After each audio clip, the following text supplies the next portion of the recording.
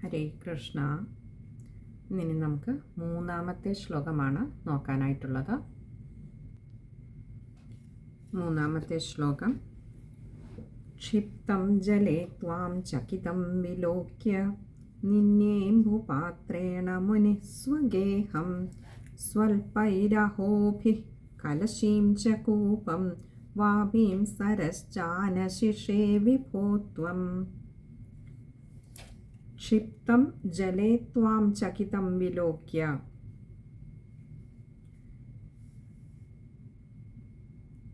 ഇവിടെ നമ്മൾ തൊട്ട് മുൻപുള്ള ശ്ലോകത്തിൽ നമ്മൾ പറഞ്ഞത് സത്യവ്രതൻ എന്ന് പറയുന്ന ആ ദ്രവിഡ രാജ്യത്തെ രാജാവിൻ്റെ കൈകളിലേക്ക് തർപ്പണം ചെയ്തുകൊണ്ടിരുന്ന ആ രാജാവിൻ്റെ കൈക്കുമ്പിളിലേക്ക് ഒരു കുഞ്ഞ് മത്സ്യമായിട്ട് ഭഗവാൻ വന്ന കഥയായിരുന്നു. പക്ഷെ പതിവില്ലാതെ തൻ്റെ തർപ്പണം ചെയ്ത ആ കൂപ്പുകൈകൾക്കുള്ളിൽ ഇങ്ങനെ ഒരു മീൻകുഞ്ഞിനെ കണ്ട സത്യവ്രതൻ എന്ന് പറയുന്ന രാജാവ് വല്ലാതെ പരിഭ്രമിച്ചു. എന്നിട്ടോ ക്ഷിപ്തം ജലേ, ആ രാജാവ് കയ്യിലിരുന്ന ജലവും മത്സ്യത്തെയും കൂടി വീണ്ടും ആ സമുദ്രത്തിലേക്ക് തന്നെ, അങ്ങോട്ട് നദിയിലേക്ക് തന്നെ ഒഴുക്കി വിട്ടു. ആ സമയത്ത് ത്വാം ചകിതം വിലോക്യ, ത്വാം അങ്ങയെ ചകിതം വളരെ ഭയപ്പെട്ടവനായിട്ട്, വിലോക്യ കണ്ടിട്ട്, നിന്നേംബുപാത്രേണ മുനിഃ സ്വഗേഹം, നിന്നേ അംബുപാത്രേണ, ഇങ്ങനെ രണ്ട് വാക്കുകൾ ചേരുന്നതാണ് നിന്നേംബുപാത്രേണ.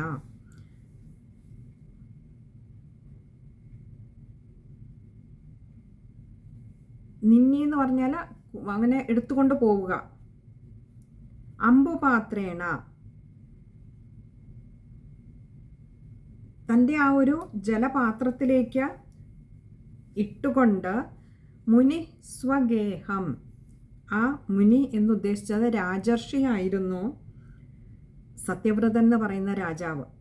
രാജാവുമാണ്, അതേസമയം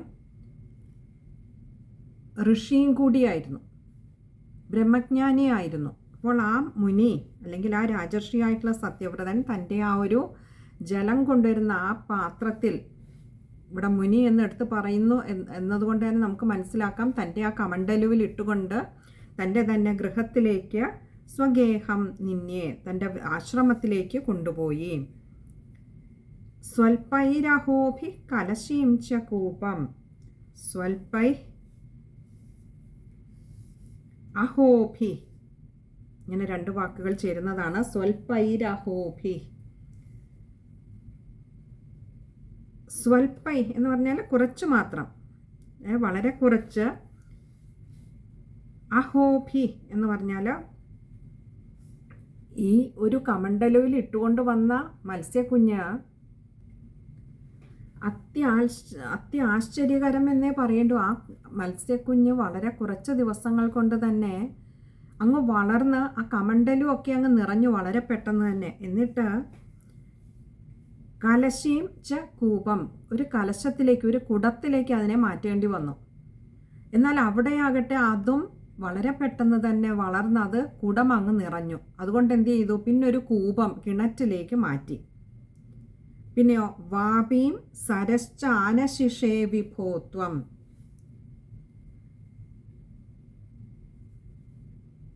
വാപി എന്ന് പറഞ്ഞാൽ ഒരു കുളം. അപ്പം കലശം, കൂപം, കിണർ, അത് കഴിഞ്ഞപ്പോൾ ഒരു കുളത്തിലേക്ക് തന്നെ മാറ്റി അതിനെ. സരശ്ച ആനശിഷേ, സരഹ ച ആനശിഷയാണ്, സരശ്ച ആനശിഷേ.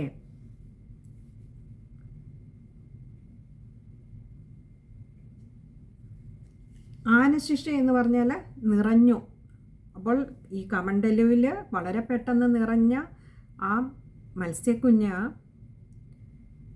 അതിനെ പിന്നെ ഒരു കുടത്തിലേക്ക് മാറ്റുന്നു. കുടത്തിൽ നിന്നും പിന്നെ അതിനെ ഒരു കിണറ്റിലേക്ക് മാറ്റി. അത് വളരെ പെട്ടെന്ന് അവിടെമെല്ലാം നിറയുന്നത് കൊണ്ട് തന്നെ അതിനെ വീണ്ടും എടുത്തിട്ട് ഒരു കുളത്തിലേക്ക് മാറ്റി. ഇവിടെ അത്യാശ്ചര്യകരമായിട്ടാണ് ശ്രീ മേൽപ്പത്തൂർ നാരായണ ഭട്ടതിരിപ്പാട് ഇവിടെ വിഭോ എന്നുള്ളിടത്തൊരു ആശ്ചര്യചിഹ്നം, ഒരു അത്യാശ്ചര്യത്തോടു കൂടിയാണ് പറയുന്നത്. വിഭോത്വം, അങ്ങ് തന്നെയാണ്. അവിടെ മേൽപ്പത്തൂർ നാരായണ ഭട്ടതിരിപ്പാടിന് ഒരു സംശയവുമില്ല, ആ മത്സ്യക്കുഞ്ഞായി വന്നത് അങ്ങ് തന്നെയാണ്. ഭഗവാനെ, അങ്ങ് ആ മത്സ്യക്കുഞ്ഞായി ഇങ്ങനെ വന്നിട്ട് അവിടുന്ന് നിമിഷ നേരം കൊണ്ട് തന്നെ, അല്ലെങ്കിൽ വളരെ കുറച്ച് ദിവസങ്ങൾ കൊണ്ട് തന്നെ വലിപ്പം അങ്ങനെ കൂട്ടി ഓരോന്നിലും നിറഞ്ഞു കവിഞ്ഞുവല്ലോ. ഈ 3 ലോകത്തെയും 2 അടിയിൽ അളന്നൊതുക്കിയ ഭഗവാനെ സംബന്ധിച്ചിടത്തോളം സത്യവ്രതൻ എന്ന രാജർഷിയുടെ ഒരു കമണ്ടലുവോ ഒരു കുളമോ ഒരു കിണറോ ഒന്നും ഭഗവാന് മതിയാവുകയില്ല. ഭഗവാൻ തൻ്റെ വലിപ്പത്തെ അങ്ങോട്ട് കൂട്ടുന്നതിന് ക്ഷണനേരമേ വേണ്ടൂ എന്ന് വരാഹാവതാരത്തിൽ നമ്മൾ കണ്ടു, വാമനാവതാരത്തിൽ നമ്മൾ കണ്ടു. ഇവിടെ മത്സ്യാവതാരത്തിലും ഭഗവാൻ അതേ ലീലയാണ് ആടുന്നത്. ക്ഷണനേരം കൊണ്ട് തന്നെ തൻ്റെ വലിപ്പത്തെ അങ്ങോട്ട് വല്ലാതെ കൂട്ടി, തന്നെ എവിടെയൊക്കെ ഉൾക്കൊള്ളിക്കുവാൻ നോക്കുന്നുവോ ആ രാജർഷി താൻ ഇതിലൊന്നും ഒതുങ്ങുന്നവനല്ല, ഇതിനുമൊക്കെ അപ്പുറമാണ് തൻ്റെ വലിപ്പമെന്ന് കാണിച്ചു കൊടുക്കുന്നത് പോലെ ഓരോന്നിലിടുമ്പോഴും ഓരോന്നിലും മാറ്റി ഇടുമ്പോഴും തൻ്റെ വലിപ്പം കൂട്ടിക്കൂട്ടി ഭഗവാൻ അങ്ങനെ ലീലയാടിക്കൊണ്ടിരുന്നു. ശ്ലോകം ഒന്നുകൂടി നോക്കാം. ക്ഷിപ്തം ജലേ ത്വാം ചകിതം വിലോക്യ നിന്യേംബുപാത്രേണ മുനി സ്വഗേഹം സ്വൽപൈരഹോഭിഃ കലശീം ച കൂപം വാപീം സരശ്ചാനശിഷേ വിഭോത്വം.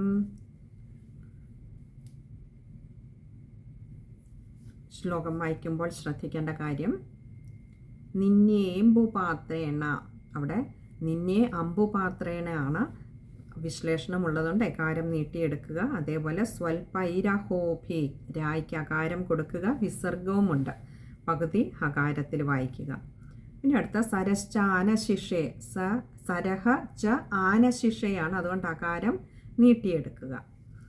പൊതുവെ ഈ ഒരു ദശകം എളുപ്പമുള്ള ശ്ലോകങ്ങളാണ്.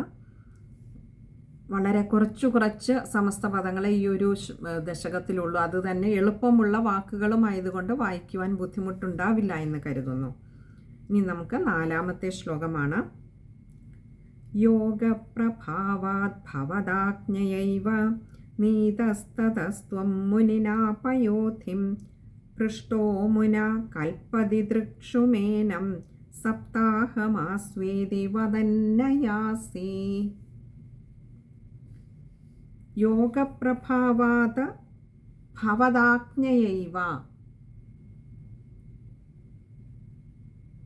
യോഗപ്രഭാവാത് തൻ്റെ യോഗബലം കൊണ്ട്, ഭവദാജ്ഞയൈവ ഭവത ആജ്ഞയ ഏവ അങ്ങയുടെ ആജ്ഞയാൽ തന്നെ ആ രാജർഷി തൻ്റെ യോഗബലത്താൽ നീതസ്തതസ്ത്വം മുനിനാപയോധിം, നീതഃ തതഃ ത്വം, ഇങ്ങനെ 3 വാക്കുകൾ ചേരുന്നതാണ് നീതസ്തതസ്ത്വം. തതഃ എന്ന് പറഞ്ഞാൽ അനന്തരം. അപ്പോൾ അനന്തരം ഭഗവാനെ അവിടുത്തെ ആജ്ഞ കൊണ്ട് തന്നെ, ആജ്ഞയാൽ തന്നെ ആ രാജർഷി തൻ്റെ യോഗബലം കൊണ്ട്, തതഃ നീതസ്തതസ്ത്വം, നീതഃ ത്വം, അതായത് നയിക്കപ്പെട്ട കൊണ്ടുവരപ്പെട്ട, ത്വം അങ്ങയെ, അതായത് നിന്തിരുവടി തന്നെയാണ് ഇവിടെ മത്സ്യമായിട്ടിരിക്കുന്നത്, എങ്ങോട്ടേക്ക് കൊണ്ടുവന്നു എന്നാണെങ്കിൽ മുനിന പയോധിം, മുനിന എന്ന് പറഞ്ഞാൽ ആ മഹർഷിയാൽ, മുനിയാൽ, പയോധിം സമുദ്രത്തിൽ കൊണ്ടുവന്നിട്ടു.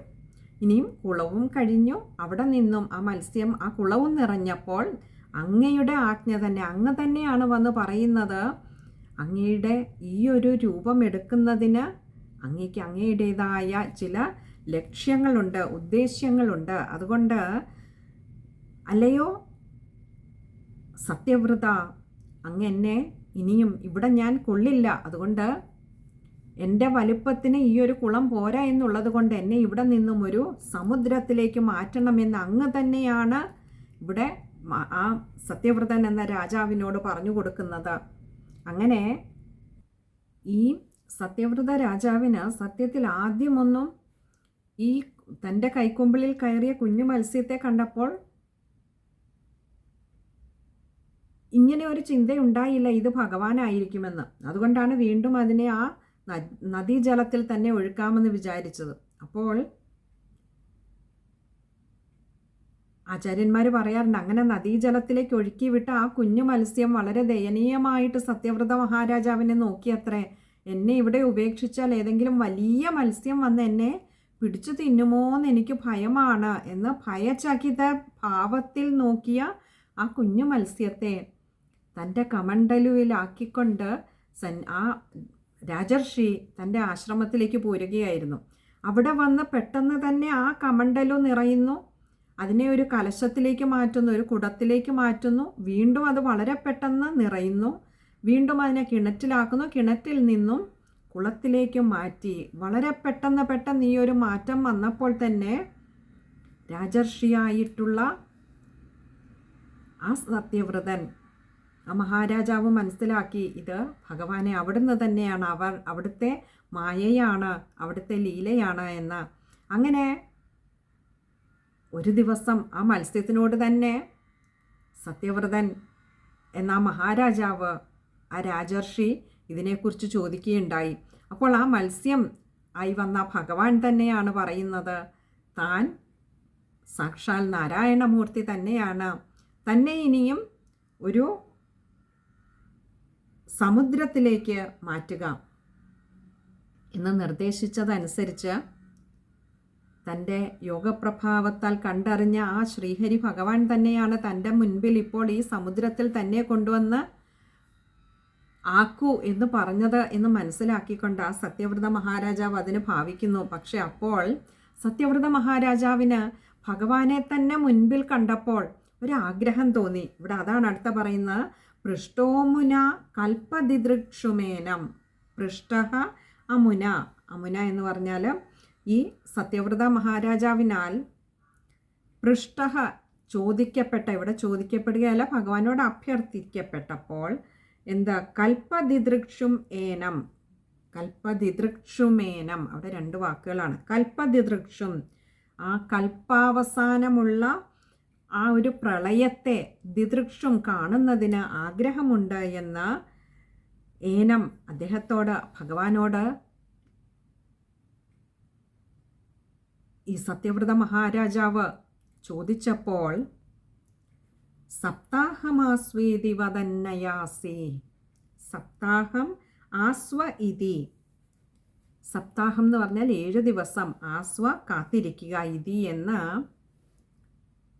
വദന്നയാസി, വദൻ അയാസി, ഇങ്ങനെ രണ്ട് വാക്കുകൾ ചേരുന്നതാണ് വദന്നയാസി. വദൻ എന്ന് പറഞ്ഞാൽ പറഞ്ഞു, എന്നിട്ട് അയാസി മറഞ്ഞുപോയി, ഭഗവാൻ അപ്രത്യക്ഷനായി. അതായത് ആ സമുദ്രത്തിലേക്ക് കൊണ്ടിട്ടിട്ടാണ് ഭഗവാനോട് തൻ്റെ യോഗബലം കൊണ്ട് മനസ്സിലാക്കിയിരിക്കുന്നു. ഇപ്പോൾ ഭഗവാനും പറഞ്ഞിരിക്കുന്നു തൻ്റെ ഈ അവതാരത്തിന് തൻ്റേതായ ലക്ഷ്യങ്ങളുണ്ട്, താൻ സാക്ഷാൽ ശ്രീഹരി ഭഗവാൻ തന്നെയാണ്. അപ്പോൾ ഒരു ആഗ്രഹം തോന്നി, ഭഗവാനെ അവിടുത്തെ മായയെന്നൊക്കെ കേട്ടിട്ടുണ്ട്, ഇതുവരെ കണ്ടിട്ടില്ല. തന്നെയുമല്ല എനിക്ക് ആ കൽപ്പാവസാനം ഉണ്ടാകുന്ന പ്രളയം കാണാൻ ഒരാഗ്രഹം മനസ്സിലുണ്ട്, അതവിടുന്ന് ഒന്ന് സാധിച്ചു തരണേ എന്ന് പറഞ്ഞപ്പോൾ ആ രാജർഷിയോട്, അതിനെന്താ രാജർഷി, അങ്ങയുടെ അങ്ങനെ ഒരു ആഗ്രഹം ഞാൻ സാധിച്ചു തരാം. എൻ്റെ ഈ അവതാരത്തെ സാധിപ്പിച്ചു തരുന്നതിൽ അങ്ങ് ഒരു നിമിത്തമായിട്ടുണ്ടെങ്കിൽ, അങ്ങ് നിമിത്തമായിട്ടാണ് ഞാൻ ഇപ്പോൾ എൻ്റെ ഈ അവതാര ലക്ഷ്യം പൂർത്തിയാക്കാനായിട്ട് സമുദ്രത്തിലേക്ക് എത്തിയിരിക്കുന്നത്. അങ്ങയുടെ ആഗ്രഹത്തെ ഞാൻ സഫലീകരിച്ചു തരാം, പക്ഷേ അതിനങ്ങ് 7 ദിവസം ഒന്ന് കാത്തിരിക്കണം എന്ന് പറഞ്ഞിട്ട് ആ സമുദ്രത്തിനുള്ളിലേക്ക് മത്സ്യമൂർത്തിയായ ഭഗവാൻ പോയി മറഞ്ഞു. നമുക്ക് ആ ശ്ലോകം ഒന്നുകൂടി നോക്കാം. യോഗപ്രഭാവാത് ഭവദാജ്ഞയൈവ നീതസ്തതസ്ത്വം മുനിനാ പയോധിം പൃഷ്ടോ മുനാ കൽപ്പതി ദൃക്ഷുമേനം സപ്താഹമാസ്വേദി വദന്നയാസി. ശ്ലോകം വായിക്കുമ്പോൾ ശ്രദ്ധിക്കേണ്ട കാര്യം ഭവദാജ്ഞയൈവ, ഭവത ആജ്ഞയ ഏവ ആണ് അവിടെ ദായുടെ ആകാരം നീട്ടിയെടുക്കുക. പിന്നെ പൃഷ്ടോ മുന ഒകാരം നീട്ടിയെടുക്കുക. പൃഷ്ടഹ അമുന ആണ്. കൽപ്പദിദൃക്ഷുമേനം, ദിദൃക്ഷും ഏനമാണ് അവിടെ, അതും ശ്രദ്ധിക്കുക. അതുപോലെ സപ്താഹമാസ്വേദി, സപ്താഹം ആസ്വേദിയാണ്, അകാരം ശ്രദ്ധിക്കുക. അതുപോലെ വദന്നയാസി, വദൻ അയാസി, നായ്ക്ക് അകാരം കൊടുത്ത് വായിക്കുക. അവിടെ ഒരു വിസർഗവുമുണ്ട്, അതും ശ്രദ്ധിക്കുക. പകുതി അകാരത്തിൽ വായിക്കാൻ ശ്രമിക്കുക. ഇത് ഇത്രയും കാര്യങ്ങളാണ് ആ ഒരു ശ്ലോകം വായിക്കുമ്പോൾ ശ്രദ്ധിക്കേണ്ടതായിട്ടുള്ളത്. ഇനി അടുത്തത് 5-ാമത്തെ ശ്ലോകമാണ്. അത് നമുക്ക് അടുത്ത സത്സംഗത്തിൽ കാണാമെന്ന് കരുതുന്നു. ഹരേ കൃഷ്ണ.